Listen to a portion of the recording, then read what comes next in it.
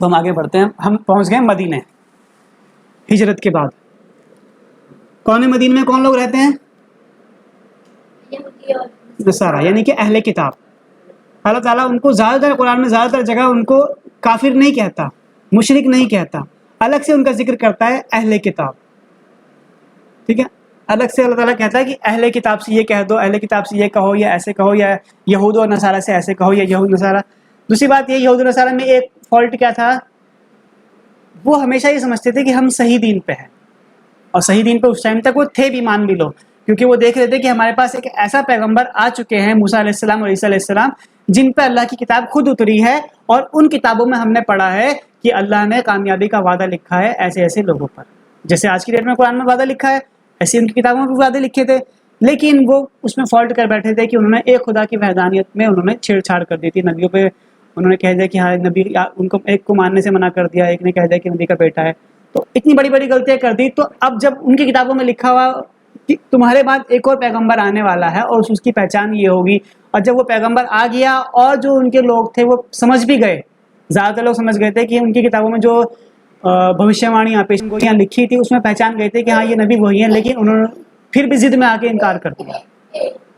اور ان کا بات ماننا کیا تھا کہ ہمارے باپ داداؤں پہ تو اللہ کا اتنا انعام ہوا ہے، جو ہم نے کل پڑھا تھا کہ اللہ ابراہیم والا علی ابراہیم، جتنی نعمتیں ہوئی ہیں ہمارے باپ داداؤں پر، ابراہیم علیہ السلام پر، ان کی آل پر اتنی نعمتیں ہوئی ہے کہ اللہ تعالیٰ ہمیں جہنم میں نہیں ڈال سکتا. ہو سکتا ہے چھوٹی موٹی سزا وزا دے کے بعد میں ہمیں جنت میں ڈال دے، لیکن جنت کا ٹکٹ تو ہمارا پکا ہے. ان میں یہ غلط فہمی تھی، اور یہ غلط فہمی آج مسلمانوں میں بھی ہے بہت زیادہ، ہم لوگوں میں بھی ہے، ہم میں بھی بہت زیادہ غلط فہمی ہے. یہ ہمیں سب کو پتہ چل گیا، اور یہ ہمارے لیے ہو سکتا ہے اللہ کا وعدہ صحیح ہے بالکل، لیکن ہم پہلے چیک تو کر لیں کہ ہم اپنی جگہ ٹھیک بھی ہیں کہ نہیں ہیں. یہ اللہ کا وعدہ ہے کہ جو مسلم پہ اینڈ ہوگا، جس کا کلمے پہ جس کا خاتمہ ہوگا، اس کے لیے جنت ضرور ہے ایک بار آخر میں. لیکن کنڈیشن بھی تو لگا دی، ہمیں چیک تو کرنا پڑے گا کہ ہم ہیں بھی نہیں اس لائق. تو سب میں مسلمانوں میں آج یہی غلط فہمی کہ جنت میں ہم پہنچ ہی جائیں گے، اس لیے کیسے بھی کام کرو، کوئی ٹینشن والی بات نہیں ہے. اور سب نے کیا سمجھ رکھا، اللہ غفور الرحیم، اللہ تو معاف کر دے، کر ہی دے گا، اللہ اتنا معاف کرنے والا، اتنا معاف کرنے والا، اللہ معاف کر ہی دے گا. لیکن وہ اللہ کی صرف ایک صفت کو دیکھ رہے ہیں، اللہ کی دوسری صفت کو نہیں دیکھ رہے. اللہ تعالیٰ کہتا ہے وہ عزیز الانتقام، وہ انتقام لینے والا بھی ہے، وہ بدلہ بھی لیتا ہے. وہ غفور الرحیم تو ہے، لیکن وہ بدلہ لینے والا بھی ہے، وہ سزا دینے والا بھی ہے، وہ عزیز بھی ہے، وہ زبردست بھی ہے، وہ غالب بھی ہے. یہ والی صفات ہم کیا کرتے ہیں، اگنور کر دیتے ہیں. کیوں؟ کیونکہ ہمارے اپنے پرسنل جو ہمارے مفاد ہیں ان پہ چوٹ پہنچتی ہے.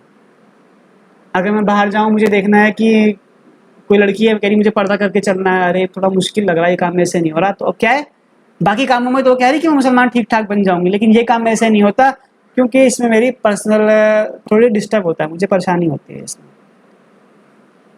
تو کیا ہے کہ مجھے باقی سب جگہ تو میں مسلمان ٹھیک ہوں، لیکن زکوٰۃ نکالتے ہوئے مجھے بڑی پریشانی ہوتی ہے، اتنے پیسے کون نکالے ہر سال، یا مجھے حصہ قربانی کرتے ہوئے مجھے پریشانی ہوتی ہے، یا مجھے بیاج کے پیسوں سے میں بچ نہیں سکتا.